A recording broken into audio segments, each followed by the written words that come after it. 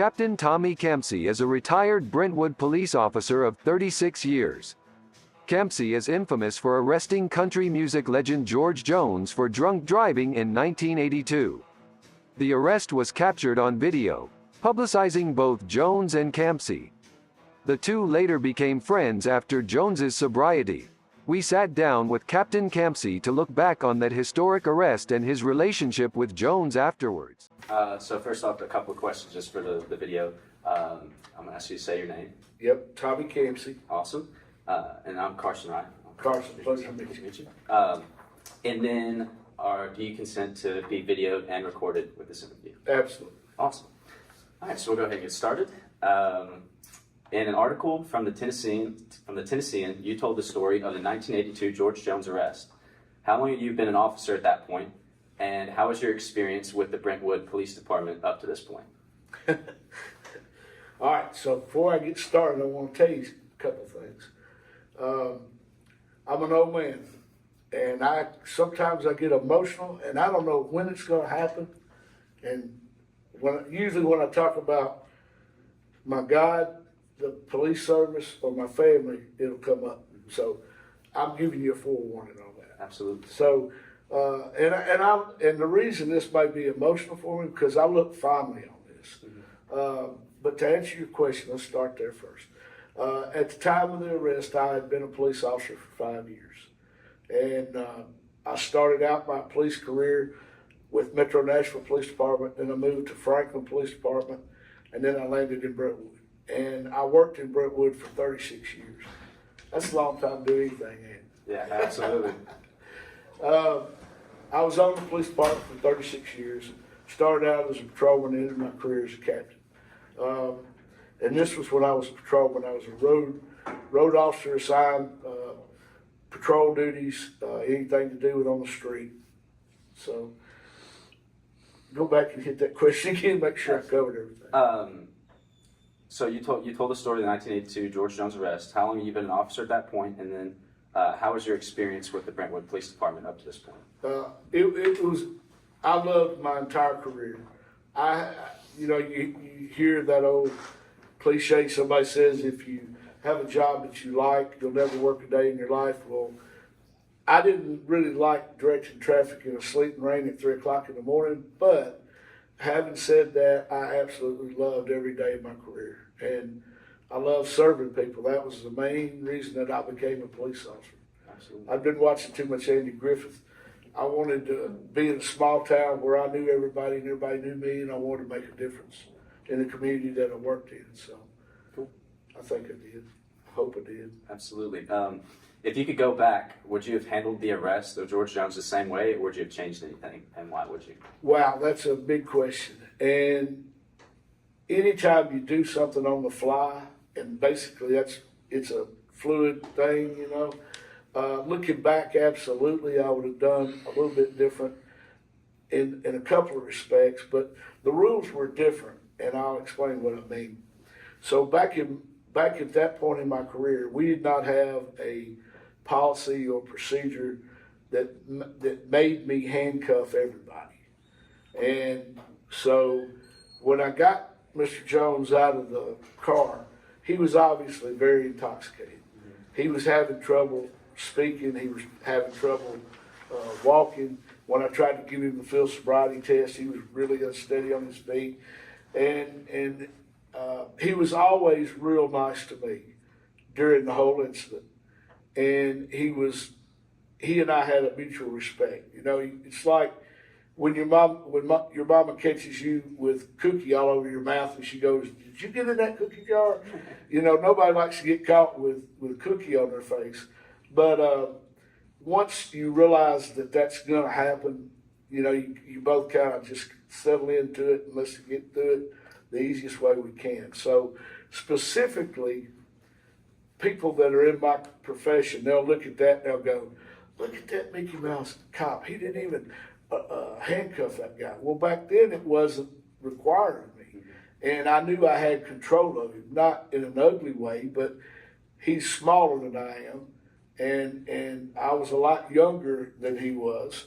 And he was impaired, so I didn't feel like I had to handcuff him up at that point. I had control of the situation, but looking back on it, it's always the best idea to handcuff somebody. Absolutely. But that's the only thing, and that's a real small.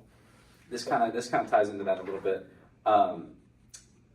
So when you were arresting George Jones, did that affect the way that you approach drunk drivers in the future? No, not really. And the reason I say that, I'd already been on 5 years and I'd already arrested a lot of drunk drivers and stuff. So, I mean, it was just another incident to me. I mean, obviously, you pull over arguably the most recognizable voice or man in country music, you're going to know it. But it was one of those things that kind of happened quick, if you can believe that. They put the radio, a call out on the radio that he was driving southbound on 65. And so I went up. At that time, there was only 2 exits to the interstate in Brentwood. Old Hickory Boulevard on the north end and Moores Lane on the south end. Now there's Concord Road in there as well. So I went up to Old Hickory Boulevard because to be honest with you, it was late in the evening and I was getting ready to get off. I was headed to the gas pump to gas up my car and go home. But you can't ignore the call. So I went up on Old Hickory Boulevard and I got down on the interstate. And my thinking was, if I go the length of the 65 and I don't see him, I'm going to make the loop down Franklin Road and go back to the station. Well, when I got down Moores Lane, I saw 2 state trooper cars, looked like F-15 fighters. They were coming northbound on Franklin Road. And I thought, man, if anybody gets him, he's going to get him. And I was sitting there in my car trying to debate on whether I pulled off the side of the interstate. So I was trying to decide whether my duty required me to stay later or whether I could go. So I was sitting there, and the whole time I'm sitting there, we used to answer calls at Waylon Jennings' house a lot. And so he had a guard shack on his property, and there was always a guy in that guard shack. So I started role playing. A lot of times in police situations, you role play what you're going to do. So you don't sit there like a deer in the headlight. When that happens, you go, oh, what should I do? You got a plan. So I was sitting there and I thought, well, if he comes, I'll put him in my car and I'll take him up to Waylon Jennings' house and give him to that guard and they'll take care of him. And the reason why I did that was not to let somebody get away with anything, but I knew this was going to be massive. And I didn't want the attention, to be honest with you. I thought the best thing for me to do was to take care of him. That way I fulfill my duty and I don't have to put up with the frustration. So, but I was sitting there, all that going through my mind, and maybe less than 5 minutes, I hear cars when they would pass me, they would honk the horn. And they were pointing, like, hey, he's back there. And I'm sitting there looking in my rearview mirror, and here he comes. And he was literally, that song, Jason Aldean goes swerving like George Jones. Well, that's what it was like he was there, because that's what he was doing. And he was going so slow that nobody would pass him. So he had a line of traffic probably a mile long behind him because everybody was scared to pass him. So when I was looking in my rearview mirror, I thought, I got to do something. There is no way I can let this guy drive. And so when he passed me, I let him pass me. Of course, he had to see me sitting on the side of the road. So when he passed me, I pulled up behind him and I lit him up. I turned on my lights and stuff. And he wouldn't pull over. And he wasn't driving but about 25 miles an hour. He wasn't trying to get away from me. He was just telling me like, nah, I ain't having it. So I just stayed behind him. And I thought, well, he'll have to pull over sooner or later. And so I kept hitting my siren. Whoop, whoop. He would try to get his attention. He wouldn't do it. So we went down probably about another mile and a half. If y'all know where Cool Springs Mall is, down on 65, it was down right about the McEwen exit, which was not there at that time. And he finally just gave up the ghost. He finally said, what the heck, and he pulled over. And so when he pulled over, what I didn't expect to have happen, and in law enforcement, you always have something that happens that you're not looking for. All of a sudden, I had probably 20 cars pulling over because they could see it was a Cadillac and it had a big old cardboard license plate that he had taken a magic marker and wrote possible 3 for his license plate. So I thought, oh man, this is going to be a riot. I was thinking people were going to either come at him or come at me, even worse, because, I mean, he is who he is. I mean, king of country music. Absolutely. So, when he finally pulled over, I pulled over behind him, checked out on my radio, walked up to the car, and he had a fifth of Jack Daniels sitting on the front seat. And it was all gone except for about maybe a third or a quarter of it. And I asked him for his license and stuff, and I said, Mr. Jones, how much of that fifth have you had to drink? And he said, I broke the seal on Music Row, young man. I thought, ooh, that joker's going to be snookered, you know, and he was. And so I asked him for his license. He got out of the car. And he was really unsteady on his feet. I mean, there was no doubt about it. It was one, I had arrested a lot of drunks, and it was just like, I knew immediately there's the evidence, but I had to go try to give him the finger to nose test, lick eye, and all that stuff. And so about that time, I heard the car door shut. And I looked back towards the trunk of my car. And when I did, I saw a face that I recognized, and his name was David Goins, and he was the guy that shot the video. Back in those days, nowadays you may see panel vans and stuff like that that would be called to a news scene and they would do footage. Well, back in those days, in the early days, the cameramen just traveled in their own personal cars and the cameras were in the trunk of the car. So when I saw David get out and he popped the trunk, I knew what he was doing. And he was putting that camera up on his shoulder. It thing was like his old dinosaur camera, so it was huge. And he started filming, and that really ticked George off. I mean, it set him off like a bottle rocket. And I had a sergeant that was on the scene, or he was coming to the scene, and of all things, he wanted to meet George Jones. So just by luck. He kept calling me on the radio. Back then, we didn't have the microphones and the walkie-talkies that they do now. So I had to go back to the car and answer him. He's my supervisor. I can't let that radio go and answer him. And I thought George was going to be calm, cool, and collected. I thought he was just going to chill. No. So what happened was when I went in to grab that radio, I heard David Goins going, hey, stop. Well, he had grabbed David by the shoulders, and he was bam, bam. He was kicking him in the groin, and I went running after him. I went running after George, and you can see on the video, it's like a little child, you know. I grabbed him by his arm and pulled him back. Come here, George. But you're not going to do that. Wait a minute, Mr. Jones. Now listen a minute.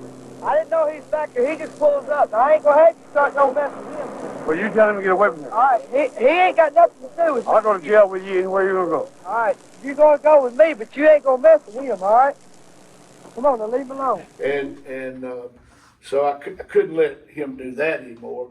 And it was like a circus, man. Because, I mean, all these people were pulling over, and they were all, they were cheering him on and stuff. I was like, oh, my gosh. So I had to get out of there, you know. But I have a responsibility.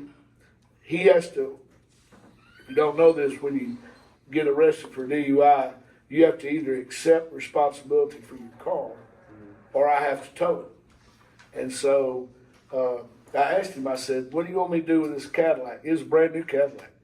He goes, I don't care. If you want it, you take it. I said, no, I can't take it. He said, give it to that Tammy. She got everything else I own. And I was like, I ain't going to do that either. So I wound up having to call a record. I had to wait on the record, which further made the thing worse because all the people kept pulling over the side of the interstate. I mean, I had George Jones standing out in the middle of the interstate. You know, it was crazy. But go ahead, I'm sorry. So I just want to back up. When you got the call from the dispatch on the CB radio, did they tell you a car was swerving, or did they tell you that George Jones was No, swerving? that's a good point. Thank you for bringing that up. And I got the call over my police radio. So somebody somewhere in Nashville called and said that George Jones was driving drunk on the interstate.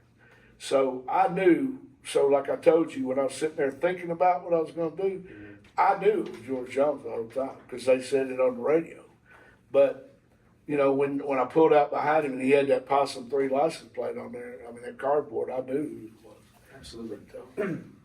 So you said that he was having aggressive behavior towards the cameraman. I was curious about if anything changed whenever he got into the cruiser and you were taking it back. Very perceptive on your part.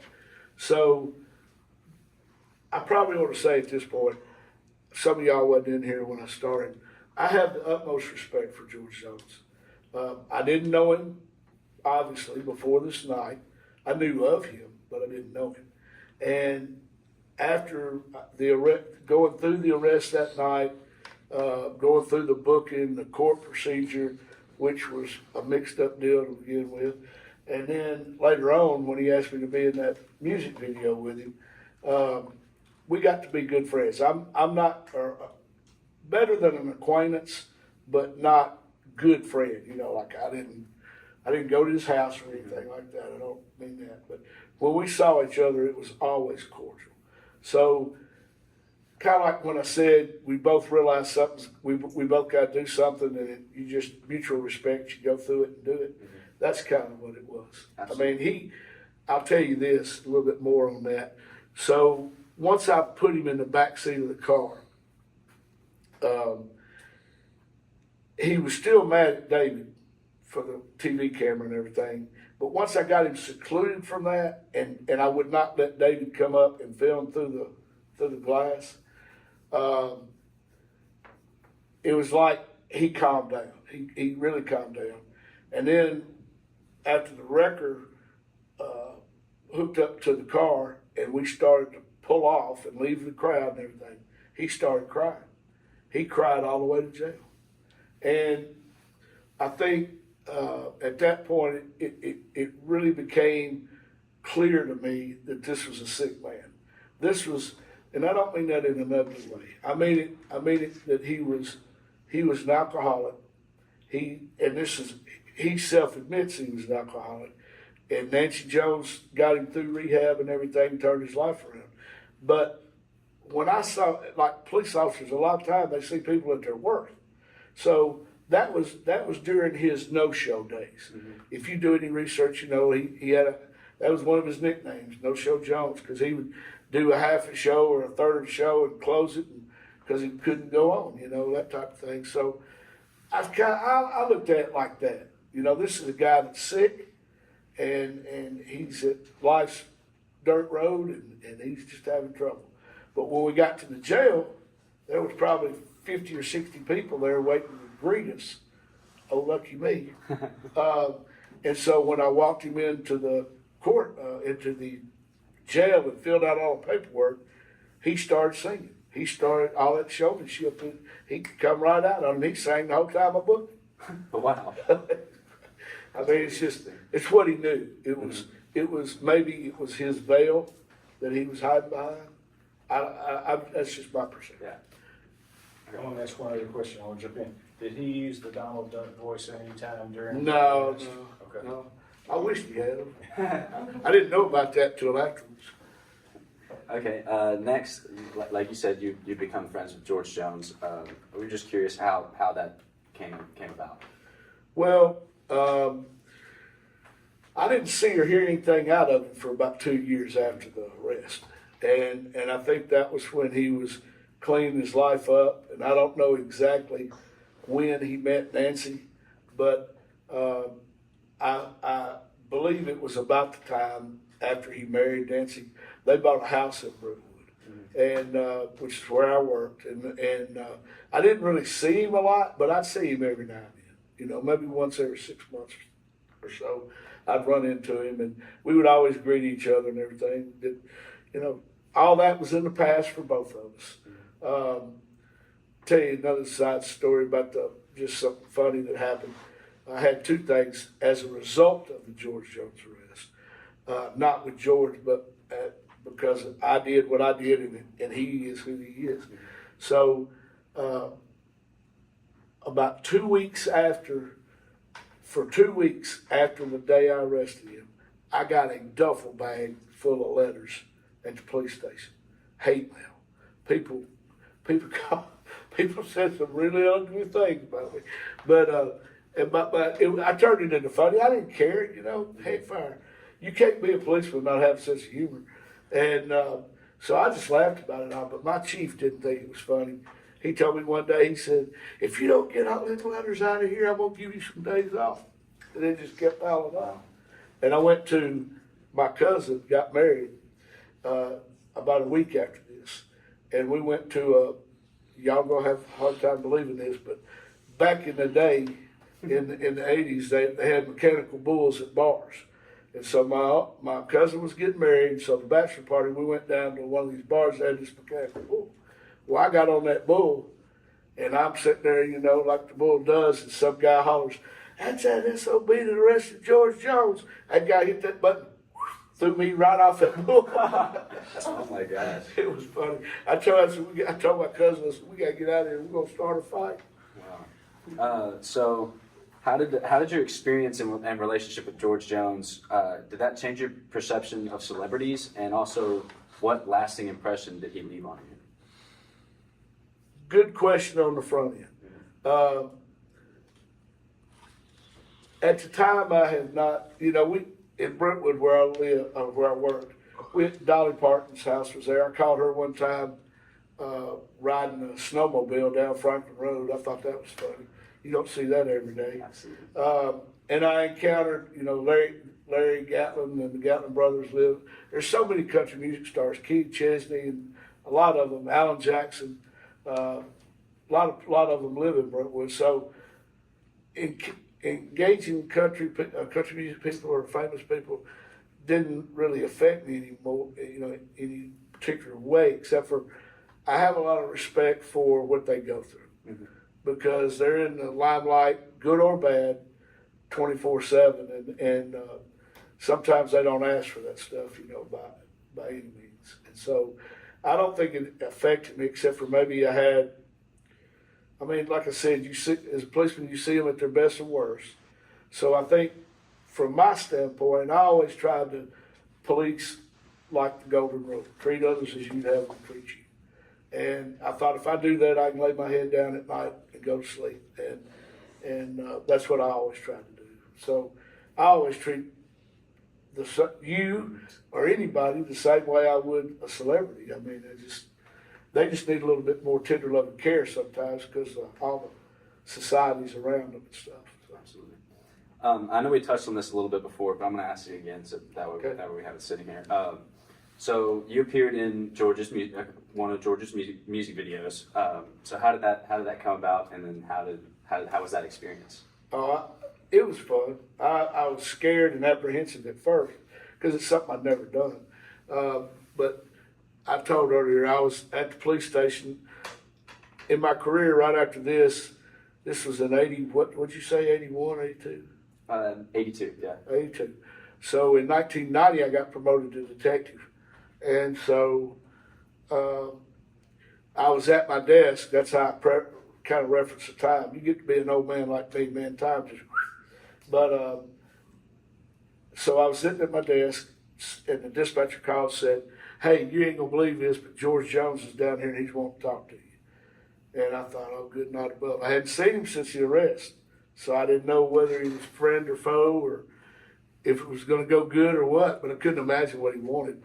So I went down there and met him, and we shook out our hands and glad-handed each other and was glad to see each other. And he said, "Hey, man, I want you and a bunch of your friends to be in a country music video with me." And I was like, my first reaction, I told him, no, I ain't going to do it. And he goes, "Come on, man, I want you to do it." And I said, "You're going to make me look like Barney Fife. I'm not doing it." And he said, "No, I'm serious. I want to just, it'd be something for me and you to go through together after all that other junk, and let's just do it together." And so I had to get it approved through the chief of police and all that mess. So he did. And there was you can watch the video. If you go on YouTube, it's called the Honky Tonk Song. And you got to look quick, but I'm a lot younger. Yeah, so filmed all day. I had no idea how long a country music video would take, but we got down there at like 8 in the morning, and then half of it had to be at night, so we had to wait till dark, and went through a lot of, running through the scenes and all that kind of mess. Junior Brown was there. I don't know if y'all know him. He played a double neck guitar. He's a great guy. But everybody on location, they fed us while we were there, and a lot of laughter and joking around and everything. It was all right. I liked it. All right, I've got one more kind of fun question for you. So, in an article on your retirement from the Brentwood PD, you said that your new position as safety coordinator for the city of Oak Hill will allow you to keep your feet in the field and provide gas money for your boat. So, I was curious what your favorite George Jones song was to play while you're out fishing. You asked a loaded question. So, you got to remember, all right, so I'm 67 years old, so all my life I've heard George Jones songs, but obviously after my arrest I became a big fan, and that's probably one thing. Before that, my dad played George Jones songs and everything. It went one ear and out the other. I was a young teenage guy, and I liked a lot of other artists, but after George and I did the little dance together, his career got relaunched. If you go back and look at, he had the big career with Tammy Wynette and all that kind of stuff, and then he had the No Show Jones, and he went through all his rehab and all that junk. And then when he came out of that, so between 82 and 90, he had a couple of albums, and so he relaunched his whole career. And so he did that with with a song called the Red Corvette Song, and that's probably my all-time favorite. Of course, when I'm riding around on my lawnmower, my zero turn, I got country music in my iPods and stuff, and He Stopped Loving Her Today like everybody else, but the Red Corvette Song is something I enjoy. Awesome. Reminds me of my wife. All right, I think that's all I've got. Yeah. Do anybody in the class, does anybody have any questions for Officer Campsey? Would like to ask about George Jones or his career? You got one? I'll give it a shot. You said that you guys just kind of saw each other in passing, but did you have any favorite memories of seeing him?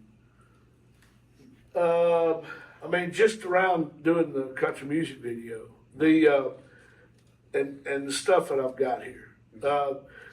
He gave me quite a bit of stuff, like when we were on the video shoot.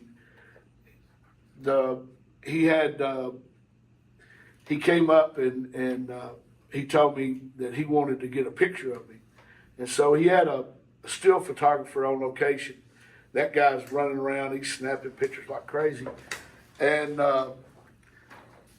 so the photographer said, "Hey man, just you and George cut up, talk, whatever, and I'm just going to take a lot of pictures, and George will pick out one." And I was at the police station one day and got that in the mail, and had this letter in it, and so on his stationery, signed by him and stuff. And so that kind of stuff is some of my best memories. There's not going to be any best memory about the arrest itself, obviously, for a lot of different reasons. But I prefer to remember the good times and not the bad times. And because ain't been one perfect man walk face this earth, and they crucified him. So, but I like George a lot. He and Nancy gave me this book when the video shoot was over. Surprised me that I would be in there, to be honest with you, but then again, the thing has been on I can, every single time, at the end of the year, people do all the favorite whatever, in country music. I get people sending me memes and all kinds of stuff. Hey man, I saw you on the news again. I'm like, golly Moses, bless his heart. That was in '81, dude. Look how long ago that was. And then he's been dead. I don't remember the date of death, but he's been dead probably. Has he been dead 10 years? Almost. I mean, and it got other times that it would kind of ring with me a little bit. Maybe he's because they used to send me all over the country to go to educational classes for the police department, and I'd be in a class of 40 or 50 people. And you know how guys are on a break. You're there for 40 hours in a week, and everybody's just BSing around a drink cooler or something. And they go, "What's the biggest thing you ever done?" Well, I had a lot that I did in my career in 36 years.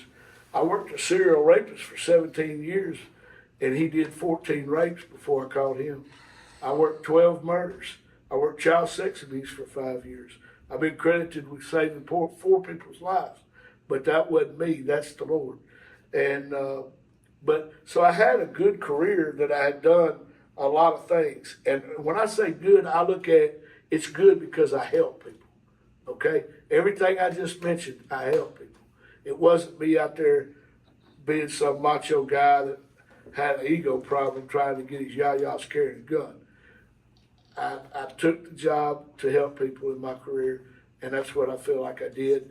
And that type of stuff was what I wanted to talk about. But when I would go to these training schools, or if I went to talk to a Civitan club or a Rotary club, everybody wanted to talk about George Jones.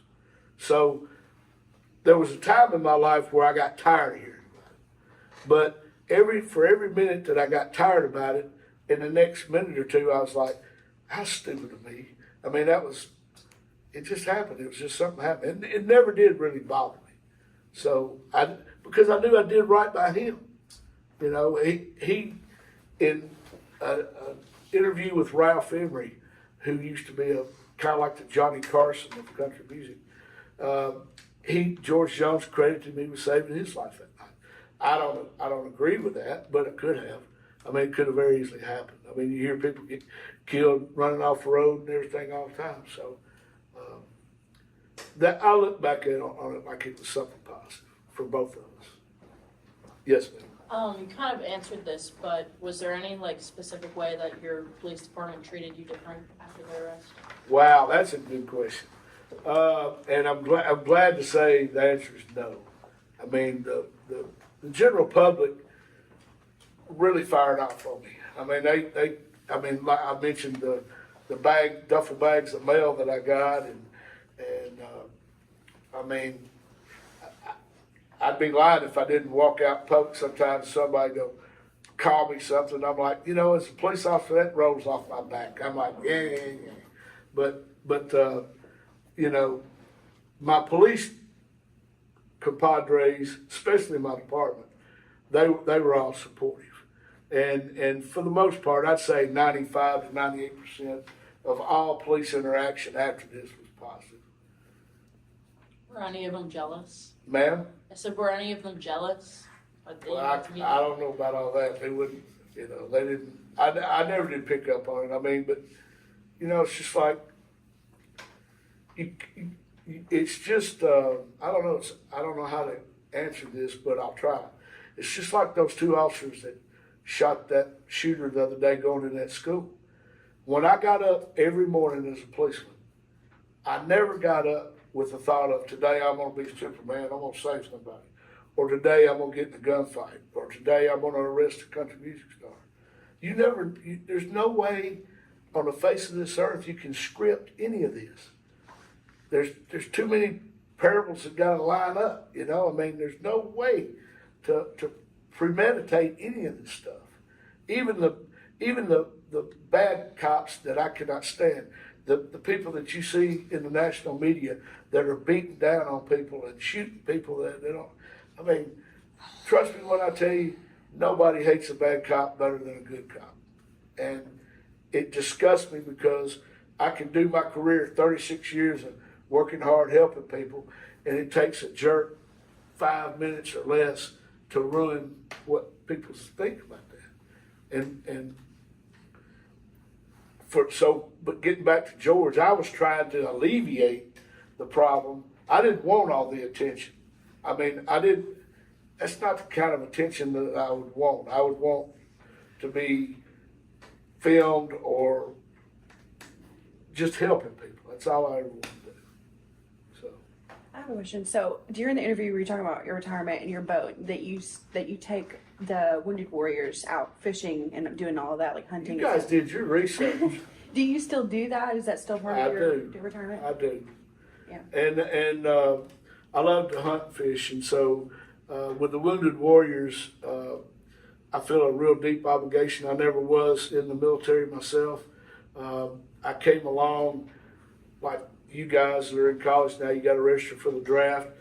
When in my lifetime, when I registered for the draft, I was a senior in high school, and the Vietnam War was still going on. So when I registered, I fully anticipated when I graduated high school, I was going to get drafted into the service, which was something that I felt strong about. Not that I was some warlord or something, but I wanted to serve my country. And that's what I eventually did in law enforcement. I felt like I served.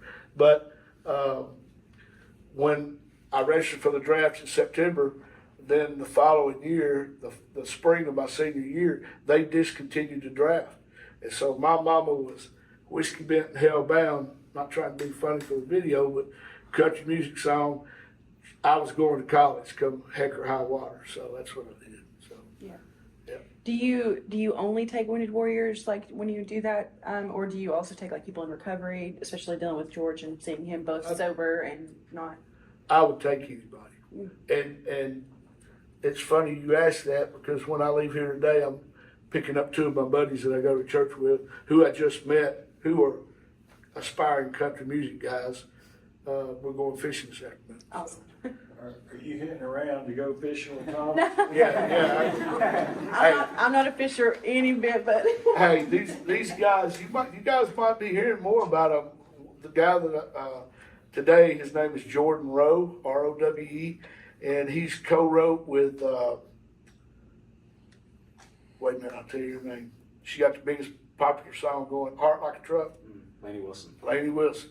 He's written some songs with Laney Wilson, and he's performed some songs. And then another guy is Zach Ray, and he's really good too. So, but I didn't do it for that. They just go to my church, and they're young guys, and they don't have a way to go fishing, so they contact the old man, and we go. that's awesome. Where's your good fishing spot at, Tom? Shoot, man, I'll fish in the bathtub if I think I'm gonna get a bite. I used to fish tournaments all the time, and for 12 years, and so I fish at Dale Hall, Center Hill, Lake Chickamauga, Kentucky Lake, Priest, No Hickory, probably my home lakes. I'm a homeboy. I'm a fourth generation Nashvilleian. I grew up in Hermitage and been living in Franklin for about 42 years. I read somewhere online that you used to have your ringtone as Rocky Top. Is that still? Say that one more time. That used to have your cell phone ringtone as a Rocky Top. Are you? Could be. Are you a Vols fan? Does a fat baby fart? Oh man. I had to ask. Nice. Okay. I'm from Knoxville, so I had to ask. I'm a huge Vols fan. Hey, I mean, it's like this. So I told you I'm 67. So when I was 14 years old, I went to my first Tennessee football game. I was hook, line, and sinker after that. And I got season tickets up there. I got 3 children and 4 grandchildren. And so when the truck leaves to go to Knoxville, all my grandsons think they got to be in it. They're ready to go. I actually have a granddaughter at school here. She's a sophomore, and she's a criminal justice major. But she don't have any aspirations of being a police officer. She wants to work in a crime lab. Wow. I guess she's been watching too much CSIs. Any more questions for Tommy? I have a question. Since you're fourth generation Nashvilleian, can you talk a little bit about the changes in Nashville that you've seen in your lifetime? The city You've of got love. 2 hours. Well, For them that doesn't know, and I got here in '93, so I don't know. It's way Yeah. different from when I got here. But Yeah. what was Nashville like during the era of George Jones in the '60s, and you growing up and into the '70s? It's, you know, not all change is bad, not all change is good. But the biggest thing was during my lifetime, Lower Broadway was just a bunch of old honky tonks. And I mean old beer joints, old dives and stuff. And then they turned into quarter peep shows, adult shows, if y'all know what I'm talking about. I mean, and that whole lower section on Broad. And then all of a sudden we had a new influx. We get a new mayor, Phil Bredesen, and all of a sudden he brings us the Tennessee Titans, the Nashville Predators, and we got pro sports finally in Nashville. All my life I wanted to watch pro football in my own city, but we didn't have a pro football franchise forever. And so that really then all the country music stars really started investing in Lower Broad and buying all the bars and all. I mean, buying the land to make the bars. And so, it's just grown the population beyond my wildest dreams. When I first started in Brentwood, I can kind of personalize it this way. So Franklin Road is 4-lane now, all the way from Nashville to Franklin city limits. And back then, my whole career, or most of my career, it was only 2-lane. And so, we got more interstate exits. The mall, when I first started policing in Brentwood, there was no mall there. It was just a cow pasture, stuff like that. So population has just boomed like never before. So, it caused us infrastructure problems. It's like you can't build it till you get the tax money, but you can't get the tax money till you let a lot of people come in. So before the infrastructure can start to catch back up, the toothpaste is out of the tube. You can't, we needed all new roads and lane widenings and all the infrastructure long before we let everybody come in, but you can't put the cart before the horse. So. Because Nashville was such a smaller town back then, were people used to seeing country stars and leave them alone, or did they bother? Oh yeah, no, you'd always have like the touristy that if they saw somebody out, they gravitate to them. But for the most part, and I'll speak to it from a Williamson County thing, because I'd say the overwhelming majority of country music stars live in Williamson County. We see them out and about all the time, so you try to let them have their space. You don't approach them, but they're all real nice. Most of them will, when they walk in or out of a restaurant, they'll greet you. But that's the Southern thing, People just more hospitable seem to be. So, do you think that you were saying how things were different, like you didn't handcuff George? Things were different back then, right? In law enforcement, say, before you arrested George, did stars around Nashville get a little different treatment than other folks, like as far as the law goes? I would say that's a fair assessment. And a lot of times was, you'd have some police officers that would want to gain favor with the star or whatever, for whatever they can get, whether it be tickets to a concert or something. But at the end of the day, like I said a while ago, you got to go home and lay your head down at night. So I always felt like if I did the right thing, then I couldn't go wrong. And so even though I had that thought that I was going to take him to Wayland's guard shack, if all those people hadn't pulled over, I'd have probably done the same thing. I'd probably taken them up there just like I thought about it. But not for no other reason then. I didn't know what I knew was going to follow. Now, I didn't know all the good stuff was going to follow. But, man, I went through a lot of scrutiny on the front end of that. Like, for instance, when you talk about special favor, here's a bit of the story that I haven't told that speaks directly to your question. So I was laying at home one night. I worked a midnight shift, so I was asleep. Phone rang. My chief of police. Tommy, get up. You got to get down to the courthouse right now. What's going on? George Jones and his lawyer are down at the courthouse are trying to get a backdoor deal. You got to get out of there. Well, it was like a fire alarm drill. You know, I jumped up, put on my uniform, go down to the city of Franklin because that's where the county seat is. That's where the courthouse is. Well, by the time I got down there, he had already gotten the deal. And so there was an article that came out in the Tennessee newspaper by a citizen. He was actually a former police officer at Metro that really ridiculed Judge Jane Franks. She was a new judge, and George's lawyer got a hold of her via phone, and his court date wasn't supposed to be coming up for about another 2 or 3 weeks. So he went behind the doors to get a good deal for George, try to get him out of the trouble. And the district attorney went off like a bottle rocket because the state of Tennessee wasn't represented at the hearing. There was no hearing. They went into her chambers, gavelled the deal, and so what he got out of that, he didn't get what the normal person was got. What he had to do was he had to perform a concert for Judge Frank. She had a charity for the, I can't remember the name of it, but it basically took care of single girls that had been abandoned or abused and stuff. And she had a nonprofit for that.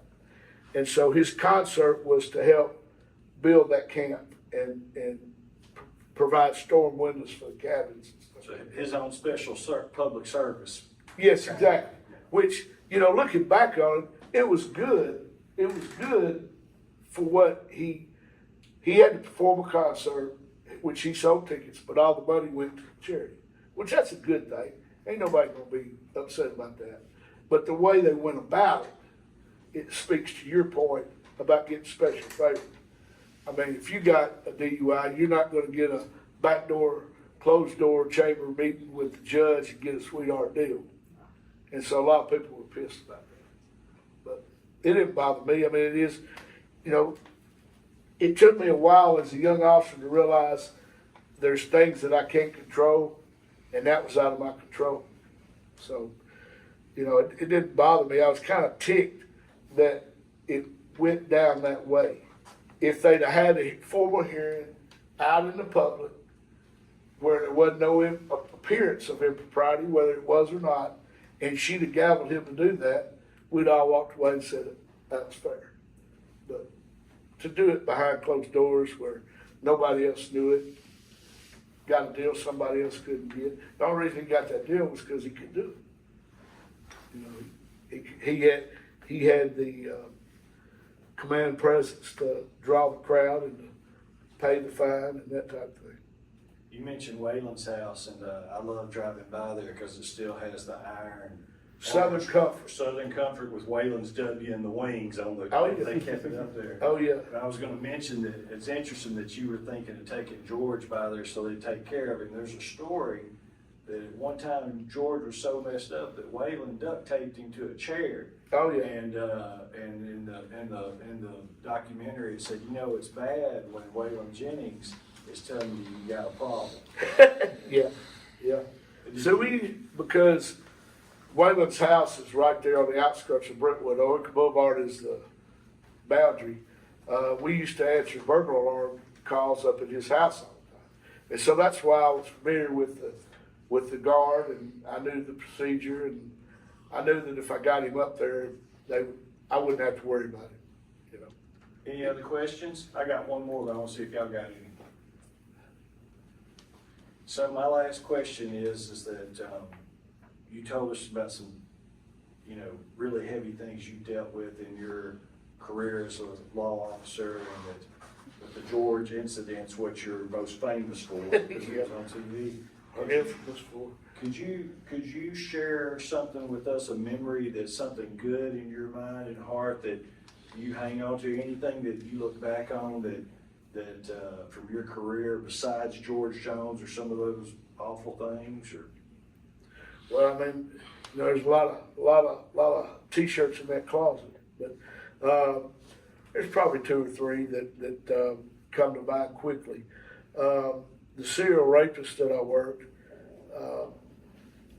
that guy he kept getting more violent as time went on.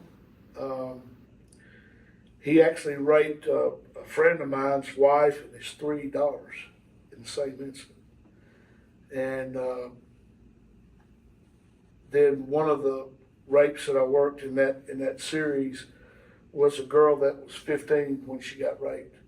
And so when I finally got the DNA evidence on him, and I knew who he was, and I had the warrant in my hand. When I finally got my hands on him, and I was able to call that girl and tell her she didn't ever have to look over her shoulder again, that was a damn good day. And then I had 2 of my police officers that got shot in the line of duty with an AR-15 during a bank robbery. Both of them wound up surviving, but me and another guy shot the guy that killed them, that shot them. That was a good day.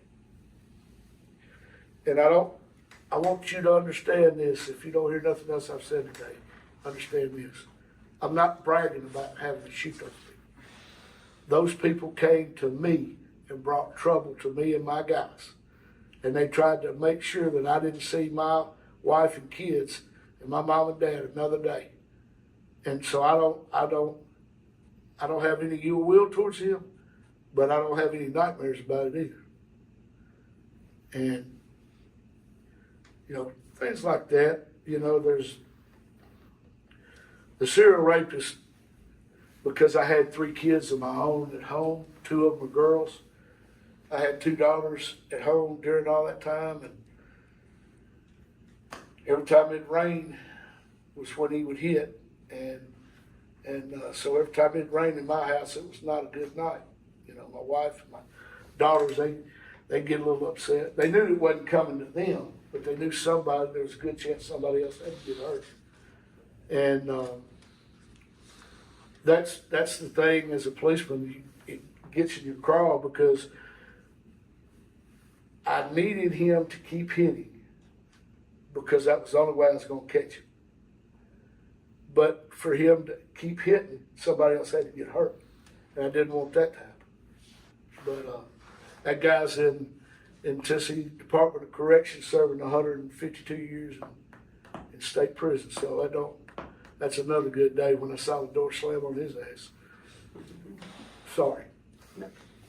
Officer Campsey, I want to thank you for your service to our community, and I want everybody to thank you for coming together.